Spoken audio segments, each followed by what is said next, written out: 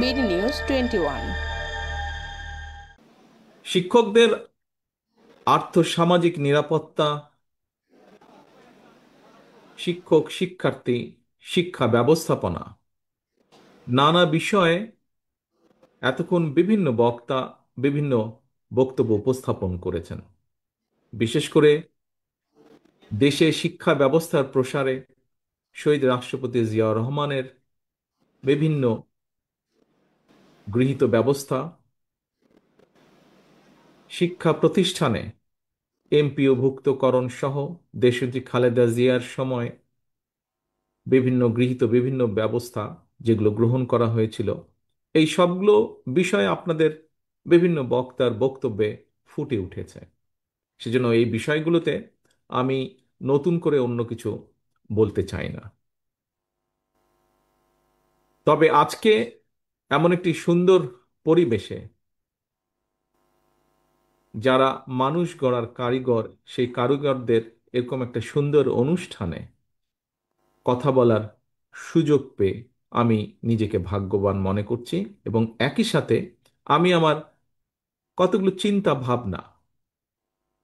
চিন্তা ভাবনা এই মানুষ গড়ার কারিগরদের সামনে তুলে ধরতে চাই। সম্মানিত শিক্ষকবৃন্দ, অতীতের ভালো দৃষ্টান্তগুলো থেকে অভিজ্ঞতা অর্জন এবং খারাপ দৃষ্টান্তগুলো বর্জনের মধ্যে দিয়ে একটি সুন্দর, সমৃদ্ধ, একটি প্রত্যাশিত বাংলাদেশ গড়ার পরিকল্পনা বাস্তবায়নই হোক আমাদের আজকের এবং আগামী দিনগুলোর অঙ্গীকার। প্রিয় সম্মানিত উপস্থিতিবৃন্দ, বিশ্ব এখন আর্টিফিশিয়াল ইন্টেলিজেন্সের যুগে প্রবেশ করেছে। জ্ঞানে বিজ্ঞানে বিশ্বের বিভিন্ন দেশ এগিয়ে যাচ্ছে। অসম্ভব প্রতিযোগিতামূলক এই বিশ্বে সমান সম্মান এবং মর্যাদার সঙ্গে যদি আমরা একটি প্রভাবশালী রাষ্ট্র হিসাবে টিকে থাকতে চাই, তাহলে এই মুহূর্তে সবচেয়ে বড় চ্যালেঞ্জ আমাদেরকে মেধা মননে জ্ঞানে বিজ্ঞানে অবশ্যই সমৃদ্ধ হতে হবে। আমাদের যে রাষ্ট্র, সেই রাষ্ট্রকে প্রতিষ্ঠিত করতে হবে জ্ঞান ভিত্তিক সমাজের উপরে। এবং দেশের শিক্ষকগণই হচ্ছেন জ্ঞানভিত্তিক রাষ্ট্র সমাজ গড়ার অন্যতম প্রধান হাতিয়ার।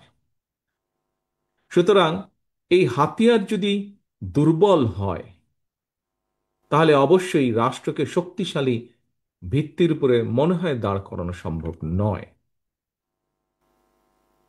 শিক্ষক সম্পর্কে বিখ্যাত সায়েন্টিস্ট আলবার্ট আইনস্টাইন একটি কথা বলেছিলেন। কথাটি খুব সম্ভব এইরকম: সৃষ্টিশীল প্রকাশ এবং জ্ঞানের মাধ্যমে বা জ্ঞানের মধ্যে আনন্দ জাগ্রত করা হলো শিক্ষকদের সর্বপ্রধান শিল্প বা আর্ট। সম্মানিত শিক্ষকবৃন্দ, সম্মানিত অতিথিবৃন্দ, সুতরাং রাষ্ট্র, সরকার এবং প্রশাসন এবং সমাজের নানা বাস্তবতায় একজন শিক্ষক যদি নিজেই নিরানন্দ পরিস্থিতিতে থাকেন, তাহলে তার দ্বারা জ্ঞানের মধ্যে আনন্দ জাগ্রত করা মনে হয় সম্ভব নয়। এবং এ কারণেই রাষ্ট্র এবং সমাজে শিক্ষকদের আর্থিক নিরাপত্তা নিশ্চিতের পাশাপাশি অবশ্যই সামাজিক সম্মান নিশ্চিত করা একান্তই প্রয়োজন। সম্মানিত শিক্ষক উপস্থিত প্রিয় ভাই ও বোনেরা, প্রাথমিক পর্যায় থেকে শুরু করে সর্বোচ্চ বিদ্যাপীঠ পর্যন্ত সরকারি বেসরকারি এমপিওভুক্ত কিংবা নন এমপিও সব মিলিয়ে খুব সম্ভবত সারা দেশে শিক্ষা প্রতিষ্ঠানের সংখ্যা মনে হয় প্রায় ৯৫,০০০। এবং খুব সম্ভবত এর ভেতরে সম্পূর্ণ এমপিওভুক্ত প্রতিষ্ঠানের সংখ্যা প্লাস মাইনাস অ্যাবাউট ২৬,০০০-এর মতন। আমরা যদি আমাদের দেশের জনসংখ্যার বিচার করি, জনসংখ্যার তুলনায় দেশের বর্তমানে শিক্ষা প্রতিষ্ঠানের এই সংখ্যাকে হয়তো বেশি বলা যাবে না। তবে আমরা সবাই মিলে যদি শিক্ষক, শিক্ষার্থী সবাই মিলে আমরা এই শিক্ষা প্রতিষ্ঠানগুলোর গুণগত মান নিশ্চিত করতে পারি এবং আমাদের শিক্ষার ভিত্তি, স্কুল কলেজ পর্যায়ে শিক্ষার ভিত্তি আন্তর্জাতিক মান সম্পন্ন করতে পারি, একই সাথে অপরদিকে বিশ্ববিদ্যালয়গুলোকে শিক্ষা এবং গবেষণার প্রাণকেন্দ্রে পরিণত করতে পারি, তাহলেই আমাদের লক্ষ্যে আমরা ধীরে ধীরে এগিয়ে যেতে পারব।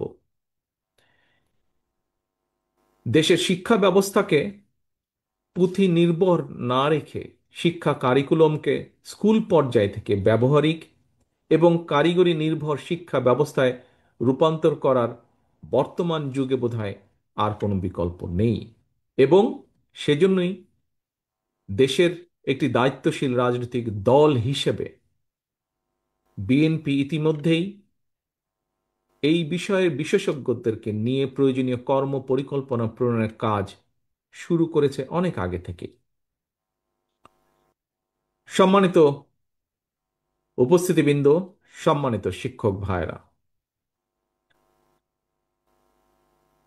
পারিবারিক পাঠশালার গণ্ডি পার হওয়ার পর প্রতিটি শিক্ষার্থীর সামনে শিক্ষক, শিক্ষার্থীরাই, টিচার্সরাই হচ্ছেন আদর্শ রোল মডেল। এ কারণেই প্রত্যেক শিক্ষককে শিক্ষার্থীদের প্রয়োজন এবং প্রিয়জন হয়ে ওঠা কিন্তু অত্যন্ত জরুরি। কিন্তু শিক্ষকরাই যদি রাষ্ট্র এবং সমাজে প্রতিনিয়ত সংসার সম্মান নিয়ে টানাপোড়েনে থাকেন, তাহলে একজন শিক্ষিকা বা শিক্ষকের পক্ষে শিক্ষার্থীদের সামনে নিজেকে রোল মডেল হিসেবে হয়তো উপস্থাপন করা সম্ভব হয়ে ওঠে না। শিক্ষক শিক্ষিকারা যাতে নিজেকে একজন রোল মডেল হিসেবে শিক্ষার্থীদের সামনে আত্মবিশ্বাসের সঙ্গে উপস্থাপন করতে পারেন, সে ধরনের শিক্ষা ব্যবস্থা প্রয়োগে বিএনপি বাস্তব ধর্মী পরিকল্পনা নিয়ে কাজ করছে। বিএনপির কর্মপরিকল্পনায় শিক্ষার্থীদের, শিক্ষকদের আর্থিক এবং সামাজিক নিরাপত্তা নিশ্চিতের ব্যাপারেও আমরা সুনির্দিষ্ট এবং বাস্তবমুখী পদক্ষেপ কি কি গ্রহণ করা যায় সেগুলোর ব্যাপারে আমরা কাজ করছি। সম্মানিত প্রিয় উপস্থিতিবৃন্দ, দেশের শিক্ষক সমাজের, বিশেষ করে স্কুল, মাদ্রাসার প্রাথমিক এবং মাধ্যমিক ও উচ্চ মাধ্যমিক পর্যায়ে শিক্ষকদের আর্থিক নিরাপত্তার নিশ্চয়তা এবং সামাজিক সম্মান সমুন্নত করে শিক্ষকতা পেশাকে সুযোগ এবং সম্মানের দিক থেকে প্রতিযোগিতামূলক করে গড়ে তোলার প্রয়োজন আছে অবশ্যই। আমার মনে হয় আপনাদের কিছুদিন আগে একটি অনুষ্ঠানেও আমি সুযোগ হয়েছিল আমার কথা বলার। সেই অনুষ্ঠানে আমি আগেও বলেছি, সেই সময়েও বলেছি, আমি শিক্ষকতা পেশা কখনোই উপায়হীন বিকল্প কিংবা একটি সাধারণ চাকরির মতন হতে পারে না।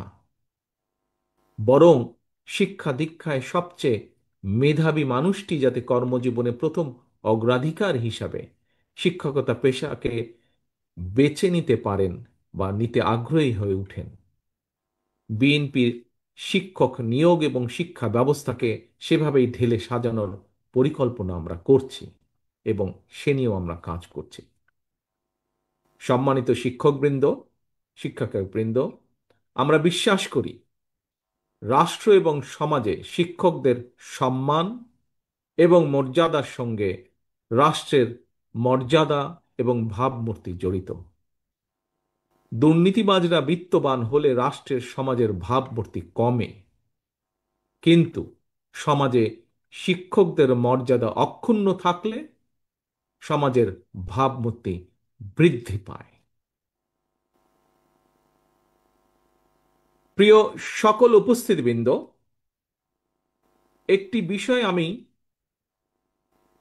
মনে ধারণ করি, আমি দৃঢ়ভাবে বিশ্বাস করি, আমাদের রাষ্ট্র বা সমাজ ব্যবস্থায় দুর্নীতি নামক একটি ব্যাধি রয়েছে।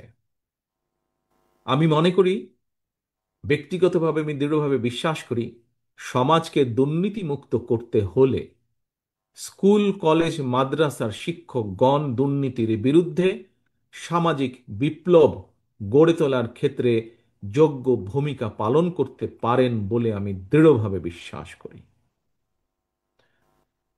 সম্মানিত শিক্ষকবৃন্দ, শিক্ষকদেরকে নিয়ে আমি আমার একটি পরিকল্পনার কথা আপনাদের সাথে শেয়ার করতে চাই।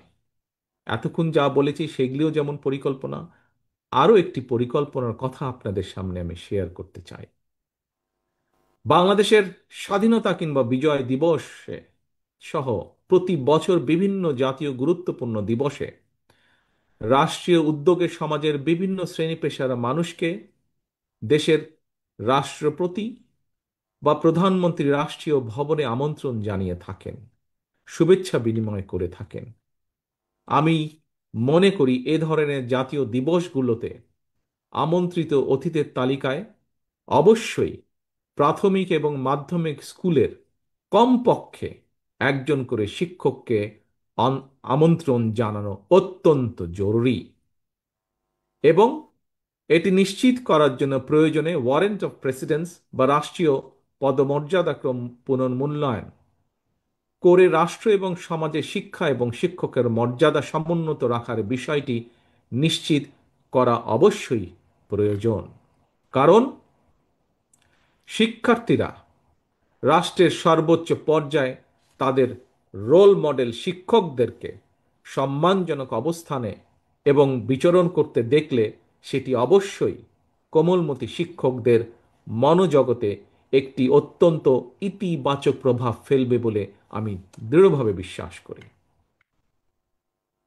সম্মানিত শিক্ষক, উপস্থিত ভাই বোনেরা, সম্মানিত নেতৃবৃন্দ, এই সমাবেশে আপনাদের অনেকের বক্তব্যে শিক্ষকদের চাকরি জাতীয়করণ প্রসঙ্গ এসেছে।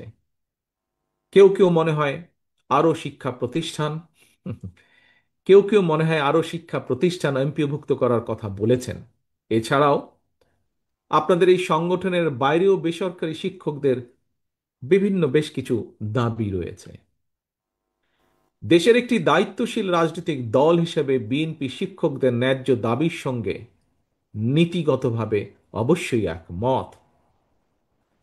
দলের আমাদের দলের মহাসচিব সহ স্থায়ী কমিটির সদস্য জনাব আমির খুসরো সাহেব এখানে উল্লেখ করেছেন, আপনাদের বক্তব্য থেকেই উঠে এসেছে এখন পর্যন্ত যতটুকু হয়েছে শিক্ষকদের জন্য বিভিন্ন পর্যায়ে বিএনপি যতবার রাষ্ট্র পরিচালনার দায়িত্বে ছিল অধিকাংশ সময় অধিকাংশ দাবিগুলো সে সময় পূরণ হয়েছে।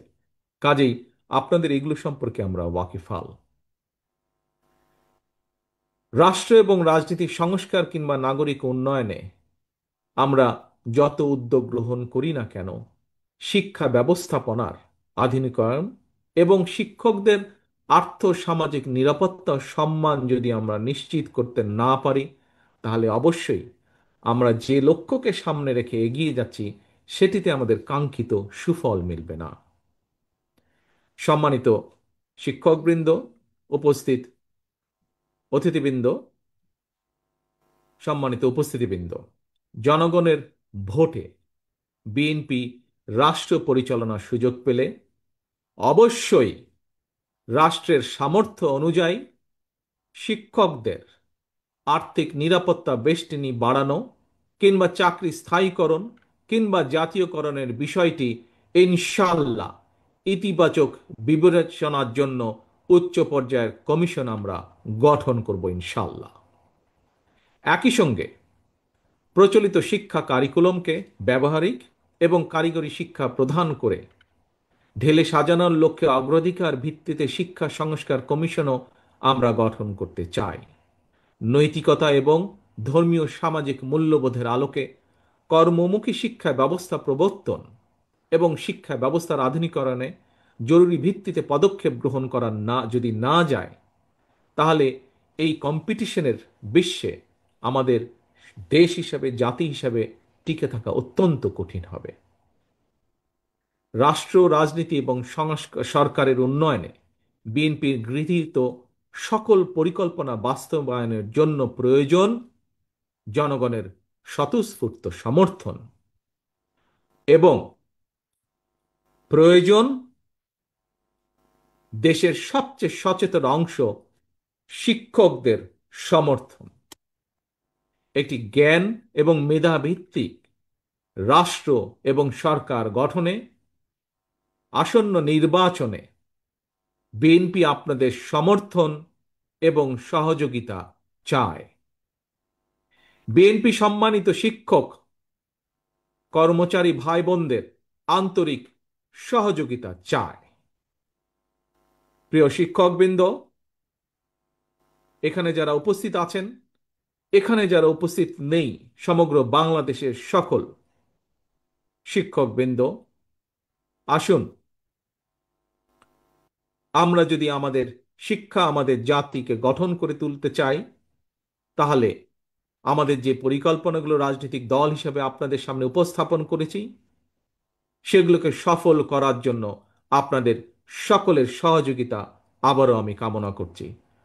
সেই সহযোগিতা প্রত্যাশা করে, সেই সাহায্য প্রত্যাশা করে আমার আজকের বক্তব্য আমি শেষ করছি।